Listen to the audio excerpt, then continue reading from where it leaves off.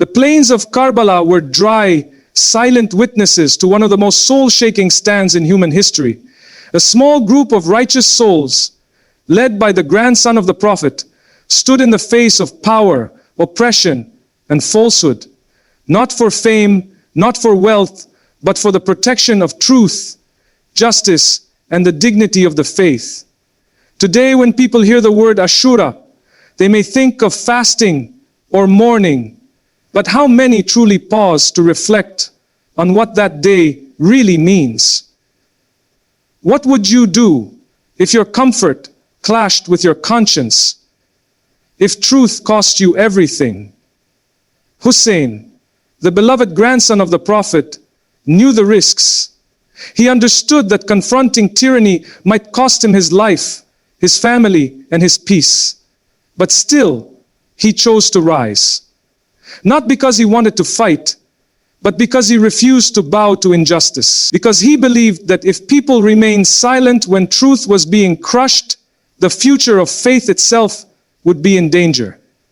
The Quran tells us, "Do not think of those who are killed in the way of God as dead. No, they are alive with their Lord, receiving provision." This isn't just a historical memory. It's a message, powerful, alive, and needed more than ever today. The story of Ashura is not about death. It is about life with purpose. It's about standing firm when everyone else is quiet. It's about refusing to sell your soul for safety or silence. Hussein did not die for fame. He rose so the values of compassion, truth, and integrity would not be buried under fear. In our modern world, where people are praised for following trends and punished for standing up for their principles, the legacy of Ashura is a mirror. It challenges us to ask, would I have stood with him? And more importantly, do I stand for the same values today? This is not a Shia story or a Sunni story. This is a human story, a spiritual story, a legacy for anyone who believes that moral courage is greater than worldly power. It's not about labeling the past. It's about living its message now with sincerity, humility, and unshakable faith in what is right. When you fast on Ashura, don't just go hungry. Let your soul feel the weight of that sacrifice. Let it remind you that every act of standing for truth, no matter how small, is recorded. Let it move you to speak up when you see injustice, even in your home, your workplace, or your heart. Because Ashura teaches us that silence, when truth is crushed, is not neutrality, it is betrayal. Truth always comes with a price. That is the nature of it. It does not come wrapped in comfort or ease. It rarely brings applause. Truth often walks alone, and the one who carries it will feel the weight of its responsibility pressing against their heart. Hussein understood this deeply. He knew that standing for truth would cost him everything: his safety, his companions, his family, his life. But what he chose to protect was greater than his own pain. It was the soul of this faith, the principles that define what it means to believe, even when belief feels like a burden. Truth is not just words we speak, it's who we are when no one's watching. When you're the only one in a room who feels uncomfortable at a wrong being committed and everyone else laughs it off. When you have the chance to stay quiet, to protect yourself, but something in your chest aches at the idea of doing nothing. When the truth stings, but your silence would be more painful. These are the unseen moments where your character is formed. And in those moments, you will not always be understood. Sometimes you will be called stubborn, difficult, unreasonable. But the path of truth has never been a popularity contest. The Quran reminds us time and again that the people who stood for what was right were often mocked rejected, or harmed. Prophets were exiled, ridiculed, even threatened, not because they were wrong, but because they disturbed the comfort of those who benefited from falsehood. Truth shakes foundations. It disrupts injustice. It holds a mirror to those who have built lives upon lies. And that is why it's often resisted, even by the ones closest to you.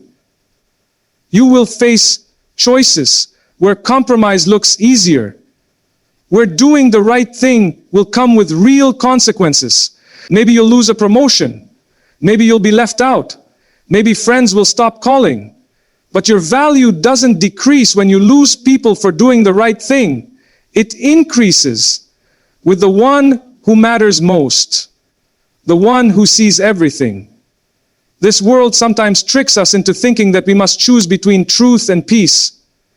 But real peace, the peace of the heart, the peace of the soul, only comes when you are aligned with truth. Even if the world turns away, even if it hurts, you can smile with a calm conscience, knowing you didn't sell your integrity for acceptance.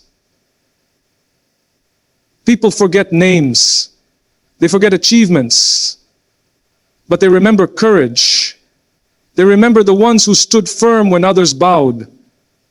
Just like Hussein, his stand didn't give him victory on the battlefield, but his sacrifice wrote his name into the heart of history. Not for political gain, not for revenge, but because he proved that some values are worth dying for. And that is a type of success no worldly position can offer. You might not face a battlefield like Karbala, but you will have your moments. Moments where you must choose between silence and speaking up, between pleasing people and pleasing your Creator, between what feels easy and what feels right. And in those moments, remember, every time you choose truth, even when it costs you something, you are walking in the footsteps of the most honored people to ever live. Hold on to truth, not because it is fashionable or admired, but because it is sacred. Let it guide your decisions, your relationships, your business, your speech. Let it be the line you do not cross, even when it would be easier to bend. And know this, every tear you cry for standing firm, every sleepless night spent praying for strength, every sacrifice made for the sake of what's right, it is seen, it is recorded, and it is never wasted.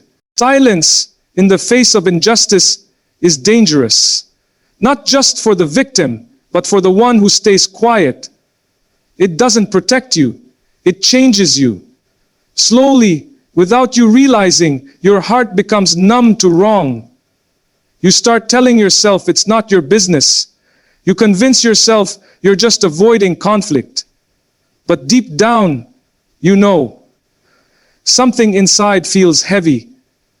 That is your fitra, your pure instinct, calling you back, reminding you that staying silent when falsehood prevails is not neutrality, it's permission.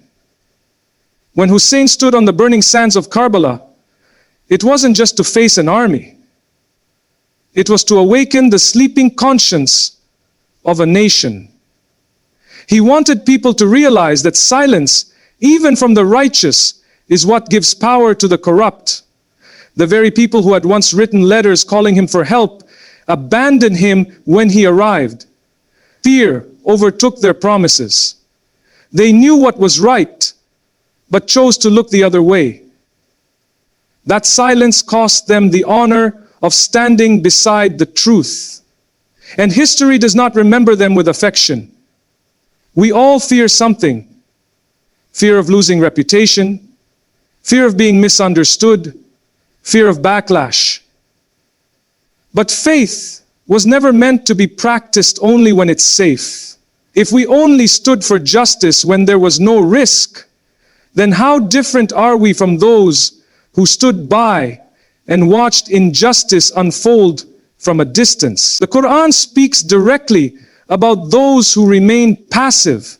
Indeed, those whom the angels take while wronging themselves, they say, "In what condition were you?" They reply, "We were oppressed in the land." The angels say, "Was not the earth of God spacious enough for you to emigrate? These will have their abode in hell, and what an evil destination it is." Surah An-Nisa 4:97. This verse is not just about migration. It's about those who made excuses to justify their silence and inaction. Those who said, "There was nothing I could do." But there's always something.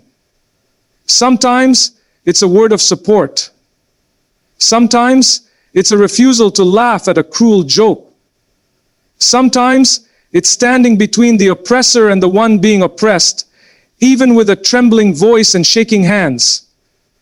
Being silent when wrong is happening around you is not humility. It's not wisdom. It's self-preservation disguised as caution. And while protecting yourself is natural, we must ask, what are we sacrificing in the process? Are we trading our spiritual clarity for temporary peace? Speak the truth, even if your voice cracks, even if your friends walk away, even if you're the only one. Because that is how change begins, not in loud crowds, but in individual hearts that refuse to accept falsehood as normal. You don't need to shout, you don't need to be aggressive, but you must be honest. You must be just. Allah does not ask you to carry the weight of the world. He asks you to be sincere in your own role, no matter how small it feels. You may not be able to stop every wrong, but you can choose not to support it. You can choose not to stay quiet when your silence could be mistaken for approval. You can pray for courage, and you can act with conscience. Because every time you allow injustice to pass without response, you teach your soul that convenience is more important than integrity. And that is where the danger lies, not in the world outside, but in what we allow to grow inside us when we ignore what we know to be right. Let your silence never become a grave where truth is buried. Let your heart remain a place where justice echoes, even if the world outside refuses to listen. Leadership is not about having a title. It's not about being followed. It's about being responsible. It's about holding the weight of people's trust in your hands and fearing the day you'll stand before your Creator to answer for how you carried it. True leadership doesn't seek to be seen. It seeks to serve. And sometimes, serving means walking into fire, knowing you might not come out, but believing that your stand will light a path for others. Hussein didn't ride to Karbala with armies behind him. He didn't carry the luxury of security or the comfort of widespread support. But what he carried was heavier than weapons. It was the aman of legacy, truth, and conscience. He had the option to remain quiet. He could have negotiated, compromised, stayed safe. But leadership doesn't hide when the truth is at risk. It rises, even if it stands alone. The Prophet taught us that every one of us is a shepherd. Each person carries leadership in their own space, whether over a family, a team, a community, or even just their own soul. And leadership in Islam is not glamour, it's accountability. On the day when feet will tremble and eyes will turn pale, leaders will be asked about those under their care, not about how popular they were, but about how just they were. And we have the right to speak and lead under the pretext that we have been called to be the saints. On the day when feet will tremble and eyes will turn pale, on the day when feet will tremble and eyes will turn pale, on the day when feet will tremble and eyes will turn pale, not on the day when feet will tremble, not how many obeyed them, but how sincerely they fulfilled their trust. People often assume that leadership is about being strong, loud, or in control. But some of the greatest leaders in our history led with tears in the night and silence during hardship. They carried the pain of others and never broadcasted it. They held back their own desires so the people around them could feel safe. They didn't build thrones, but they didn't too much surf. They didn't kill. They built bridges between truth and the people who needed it. There's a moment every real leader faces when doing the right thing means breaking away from comfort, when telling the truth might shake everything they've built. That's the moment where leadership is truly tested, not in the times of ease, but in the decisions made behind closed doors.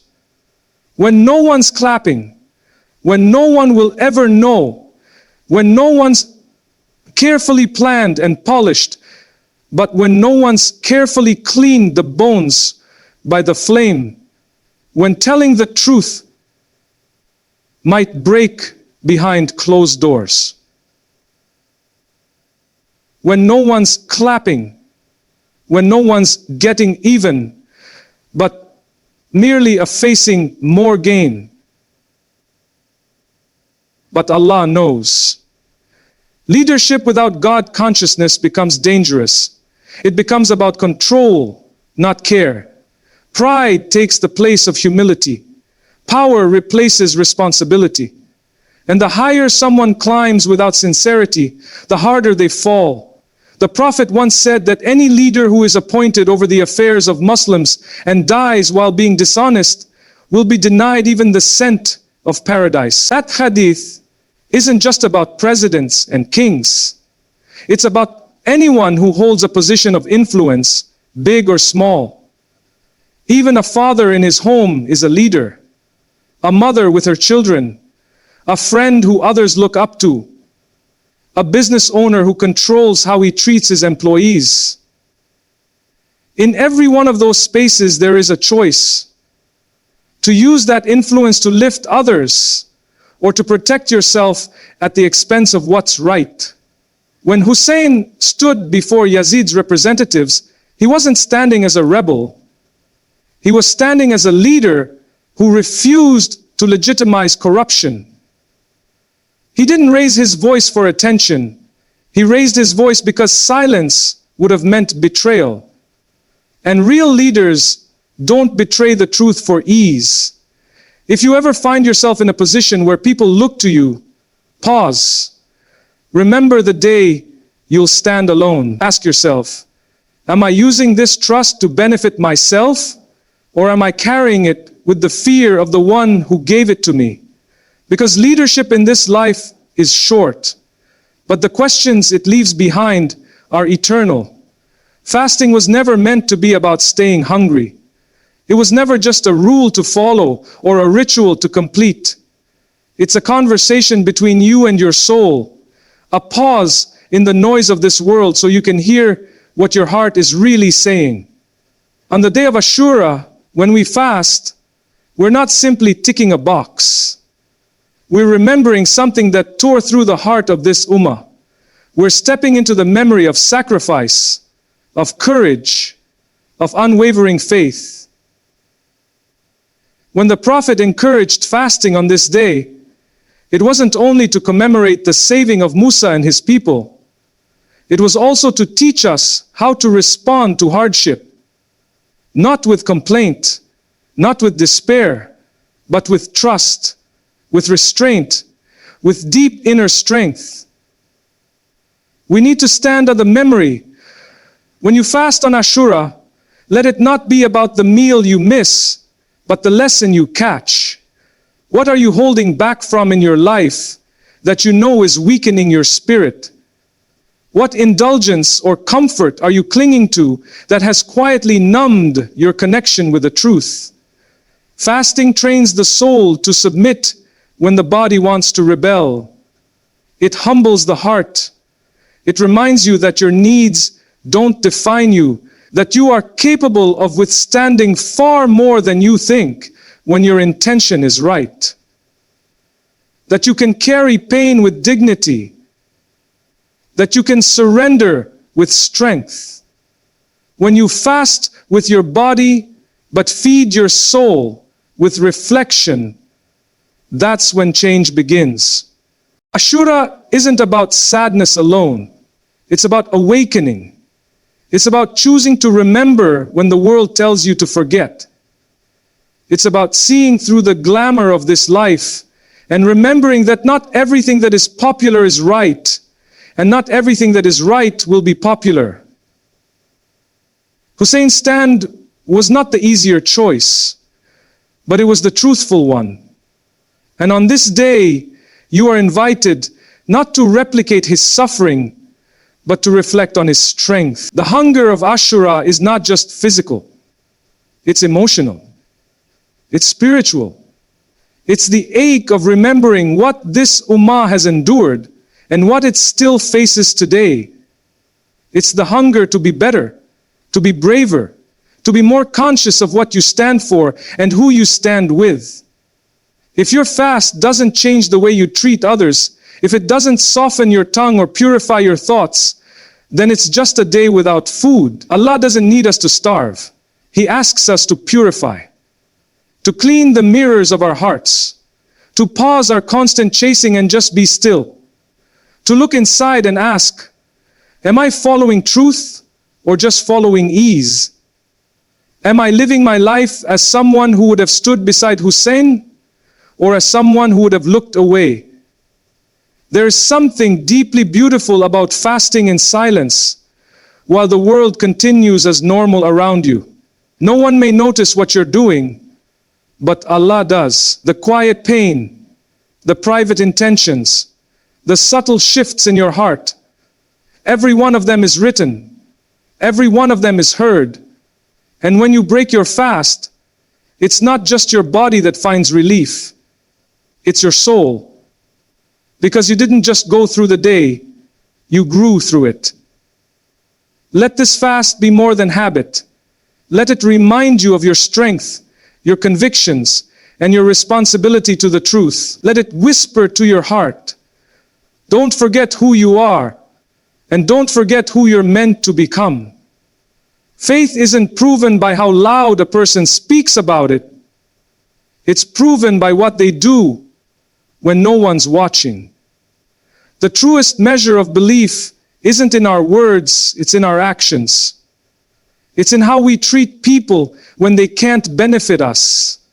It's in the honesty of our business deals, the mercy we show to those who can't fight back, the patience we hold when anger is justified. Faith lives in the details, in the moments we often think don't matter.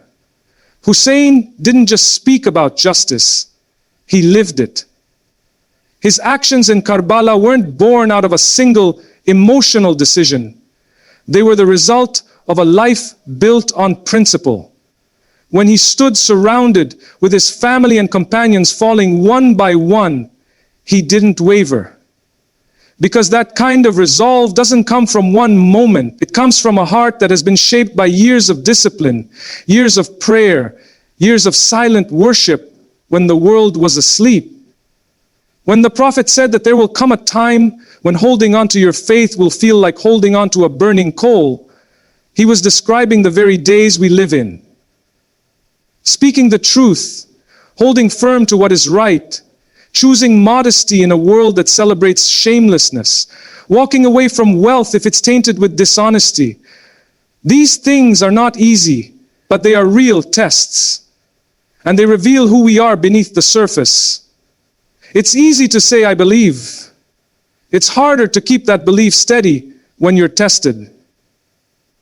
When you're offered something tempting, and no one would blame you for taking it. When you feel alone, unsure, and still choose to pray. That's when your faith is speaking. That's when your soul is being seen. Our religion is not about performances. It's not a costume to wear when we're in front of others. It's not limited to the tongue. A person can speak beautifully about religion, quote verses, give advice, but if their dealings are unjust, if their heart is arrogant, if their actions are careless, then what weight do those words carry? The Prophet taught us that the heaviest thing on the scale on the day of judgment will be good character, not titles, not public praise, but how we lived, how we loved, how we humbled ourselves before the truth. Hussein's strength wasn't just in his courage. It was in his trust in Allah, in his calm when he was thirsty, in his patience when his children were crying, in his refusal to give allegiance to a tyrant, even when it would have saved his life. That is what real faith looks like. It's not always dramatic. Sometimes it's quiet. Sometimes it's lonely. But it's always sincere.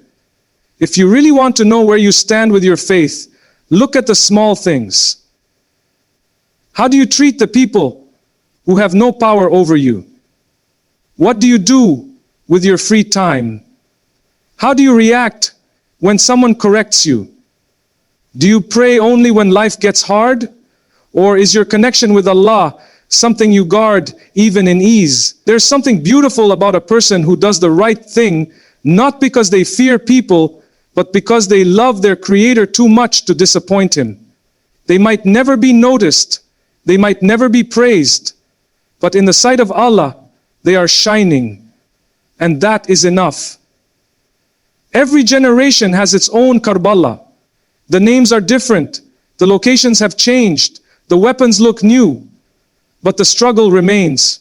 The battle between truth and falsehood didn't end in the desert that day. It keeps unfolding in the boardrooms, in classrooms, in conversations, in the quiet corners of our hearts. There is always something calling us to compromise, something asking us to look the other way, something whispering that silence is safer, that going along with the crowd will protect us. But deep inside, that same voice that Hussein followed, it still speaks. You won't find yourself on a battlefield with swords and tents, but you will stand in front of decisions that feel just as weighty, whether to defend someone who's being mocked or stay quiet to protect your image, whether to speak up against injustice in your own family or avoid discomfort and keep the peace, whether to walk away from money earned through wrong or take it and convince yourself it's just business. These are the Karbalas of our time. They test who you really are. Not the version people see, but the version Allah knows. You might lose things on this path. Respect from people who never understood what integrity means. Opportunities that required you to sell a piece of your soul. Relationships that can't survive the presence of your truth. And it will hurt. Even Hussein felt the pain. He watched loved ones fall. He stood with grief pressing on his chest. But his eyes were always turned toward the one who never forgets, never misjudges, never overlooks even a single tear cried for the sake of what's right. This world is full of shortcuts. It tells you that survival is the goal, that success is measured by how far you climb, how many people know your name, how much power you can hold. But the legacy of Hussein tells a different story. That true success is when you leave this world having never betrayed your principles. When you stand before Allah and you have no regrets about the stands you took, the silence you broke, the sacrifices you made. That's what it means to win. Some will call your choices extreme. Others will say you're making life harder than it needs to be. But that's what they told the prophets too. That's what they said to every soul that ever refused to bow to falsehood. They said, let the prophets dictate. That the prophets dictate. That the prophets dictate. That the prophets dictate. That the prophets dictate. That the prophets dictate. That the prophets dictate. That the prophets dictate. That the prophets dictate. That the prophets dictate. That the prophets dictate. That the prophets dictate. You're not here to be accepted by everyone. You're here to live in a way that earns the acceptance of the one who created you. That's your real audience. Don't let the fear of standing alone push you into joining the wrong crowd. Because standing alone with Allah is better than standing with millions who've lost their way. And don't be fooled by the quietness of your struggle. The little choices you make each day, the internal battles you fight, the wrongs you resist, these aren't small, they are seen, and they are written, and they are shaping your eternity. This world will always offer reasons to give in, to lower your standards, to let things slide. But every time you choose not to, every time you say, this is wrong, and I won't be part of it, you are carrying the legacy of Karbala forward. You are proving that the message did not die with the martyrs, it lives in you. And every time it lives in you, even just for a moment, the world becomes a little less dark